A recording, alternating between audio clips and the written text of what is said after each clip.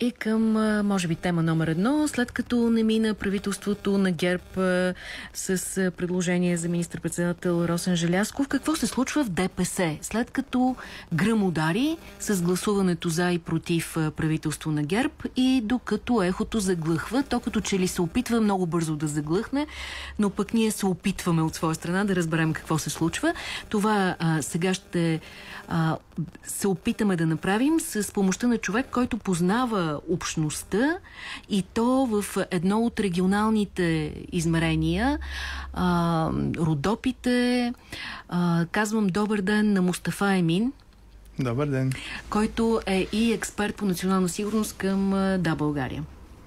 Какво виждате вие, господин Емин? Колко реален е този сблъсък между Доган и Пеевски според вас? Сблъсъкът между Доган и Пеевски е реален. Това е нагледен пример за това как функционира модела на силната ръка. Имаме класически случаи на трансформирането на предаването на властта от един авторитарен лидер към друг авторитарен лидер.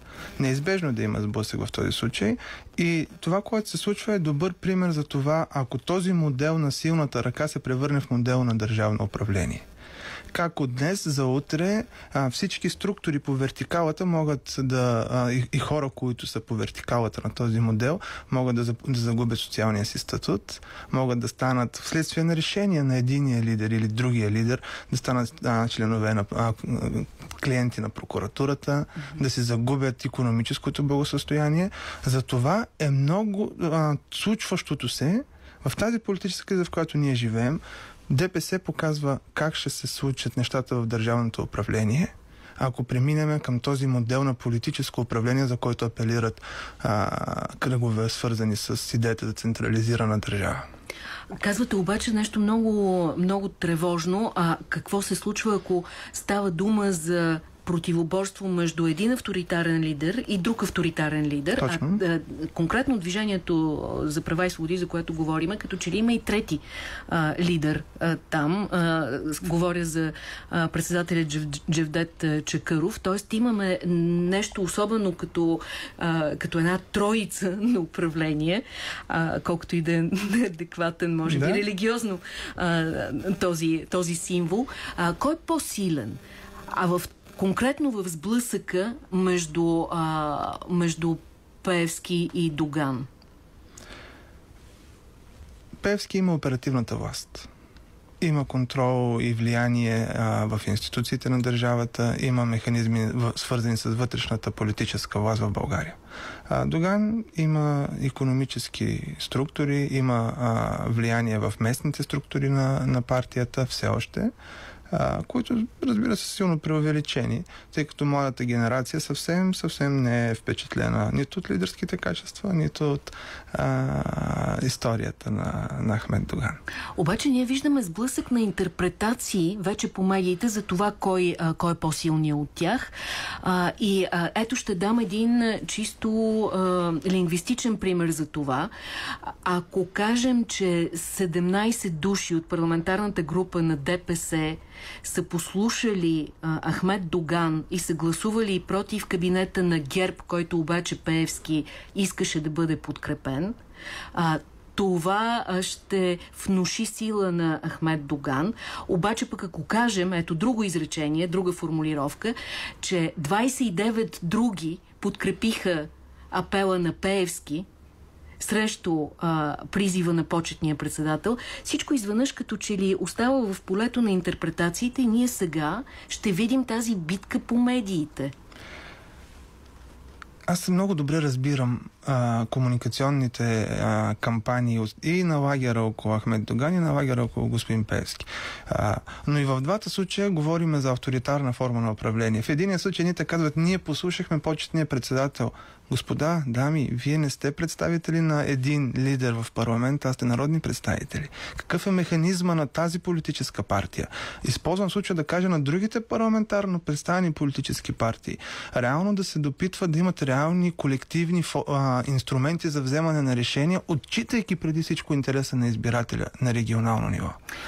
Затова, тук другото, което искам да кажа, че тяхната лексика, специално на господин Пеевски, един в борбата между двама авторитарни лидери за политическа власт да намесват евроатлантизма и цивилизационния избор на България е погрешна. Това не води до увеличаване на тяхната подкрепа, нито за единия лагер, нито за другия. Напротив, води до ерозиране на модела, който ние сме избрали парламентарна република с представителна власт. Вие обаче сте абсолютно сигурен, така ли, така излиза от думите ви, че има реално противоборство между Ахмед Доган и Делян Пеевски? Да. А не някакъв вид театър в духа на политическите романи на Орхан Памук, например, в който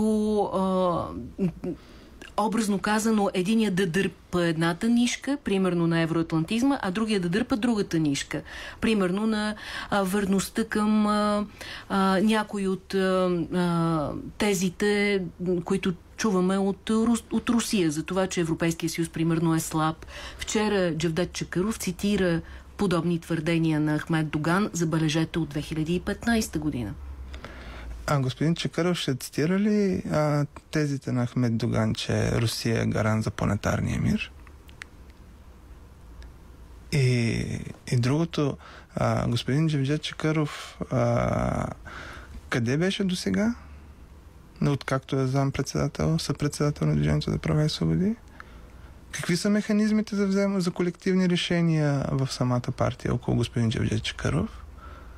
Той вчера се оплака по БНТ от липсата на подобни форуми и каза, че преди това имало много по-често подобни форуми като Националния съвет на партията, оперативно национално бюро.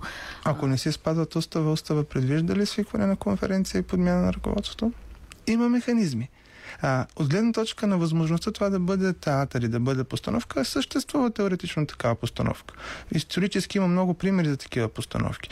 Но един път влезнал този конфликт в публичното пространство, заживява самостоятелен живот. И това как ще реагира обществото, как ще реагират другите партии извън Движението за права и свободи. Защото при конфликт между двама авторитарни лидери медиатор трябва да бъде външен, трети. И тук трябва да се... И аз предлагам конкретно решение, не вътрешно депесарско и вътрешно политическо, а решение и консенсус около партийните лидери тотално да отрекат модела на авторитарно управление. Защото те тласкат държавата. Определени кръгове тласкат държавата към този модел на авторитарно управление. Сега ние виждаме нагледно какви са трудностите при смяната на политическата власт в една буря в чаша вода в Движението за права и също това е една партийка. Да, 340 хиляди души са гласували за нея, но 3 милиона души не са гласували изобщо. Да, обаче, като че ли, ето, 2024 година отново съдбата на едно правителство зависеше от златния пръст на ДПС, както беше преди 35 години в началото на прехода. Но аз искам да ви питам още нещо, тъй като вие пък идвате от друга политическа формация, пак ще кажа, да, България, част от Демократична България. Много често чуваме вопъла за това, че българските турци не намират никъде другаде политическо представителство в другите партии и че на практика българските партии са етнически партии, защото не допускат хора от другите общности, от българските мюсюлмани, от българските турци. В вашия случай изключение, което потвърждава правилото ли е? Кой може? Участен един член на ръководство на политическа партия. В нашата парламентарна група, откакто сме парламентарно представени, говоря за ДБ, Демократична България, ние сме нямали представител в парламента на турците и на помаците. В годините на прехода се наложи негласна договорка между така наречените лидери от другите партии, Движението за права и свободи, Ахмед Доган да изпълнява функциите на нещо като губернатор по мюсюлманския въпрос. Това ерозира демокрацията. Това ерозира възможностите за управление, за адекватно функциониране на институциите в България. Затова решението не е само да констатираме, а трябва да приложим решение. Решението е създаване на такава форма на политическо представителство, която отчита преди всичко регионалните интереси на гражданите, създаване на регионални центрове на политическа власт, създаване на колективни механизми за вземане на решения първо в партиите с фокус регионите, фокус регионалното развитие, фокус дори така да кажа, децентрализация на партийното ръководство. Решението на политическата криза е в компромис. Не компромис, който трябва да направи избирателя, а компромис, който трябва да направи политическата класа.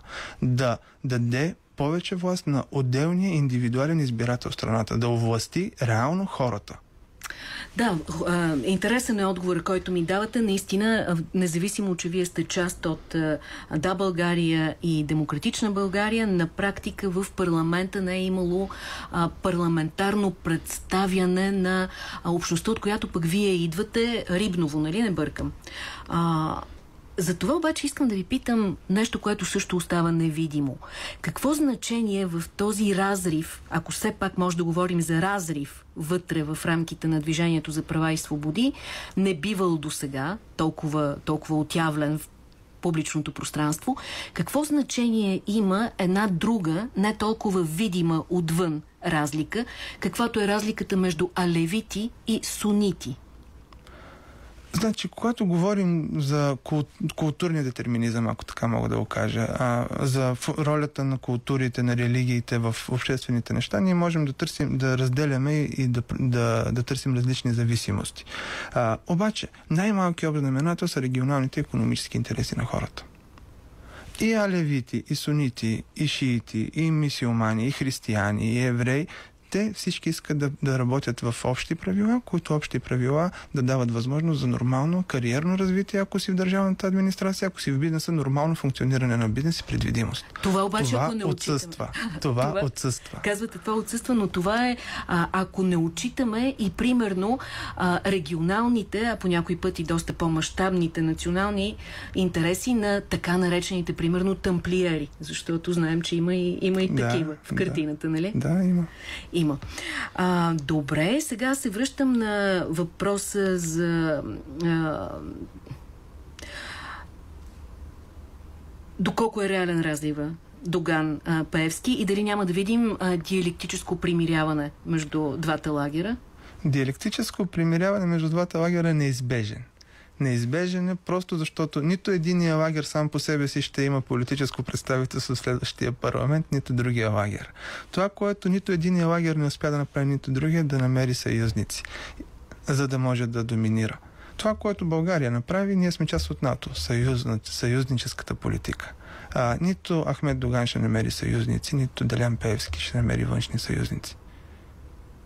Последно, смятате ли, че този вътрешен разлом, който и двамата съпредседатели и почетният такъв вероятно ще нарекат засилване на единството, защото аз пък познавам тази диалектическа рамка, която върви идеологически в обосновката на ДПС от много време. Смятате ли, че всичко, което се случва, е димка, за да не видим назначаването на 7 нови областни управители в последния момент от служебния кабинет, преди един мечтан кабинет, който се оказа уж кабинет, недогласуван от партиите, които го подкрепиха. И от тези 7 нови областни управители, 3 или 4 са на ДПС. Но на кое е ДПС? ДПС Доган или ДПС Пеевски? ДПС Доган, ДПС Пеевски са две имена на едно и също ДПС. Авторитарно функциониране на политическа партия с еднолично вземане на политическите решения. Дали ще ги взема лицето Хикс или лицето Y, няма разлика. ДПС на Пеевски преминава в етап от ние скрито ще подкрепяме политиците, ще създаваме предпоставки турците и помаците да се чувстват втора категория, към ние открито ще ги подкрепяме и искаме да официализираме нашите зависимости. В този случай това е една крачка напред към официализиране на зависимостите. Във втория случай е една крачка напред към официализиране на зависимост. Смятате ли, че Борисов беше изненадан или по някакъв начин този провал на кабинета с първия мандат го устройва? Него го устройва. Ако Борисов искаше да има правителство, ще да създаде всички предпоставки да се случи правителство. Него го устройва да няма правителство. Защо го устройва, вече е въпрос на интерпретация. Няма как да искаш да има правителство и да не водиш преговори, да не излезеш с ясна програма и освен това да събориш предишното правителство, което ще да имаш министър-председател.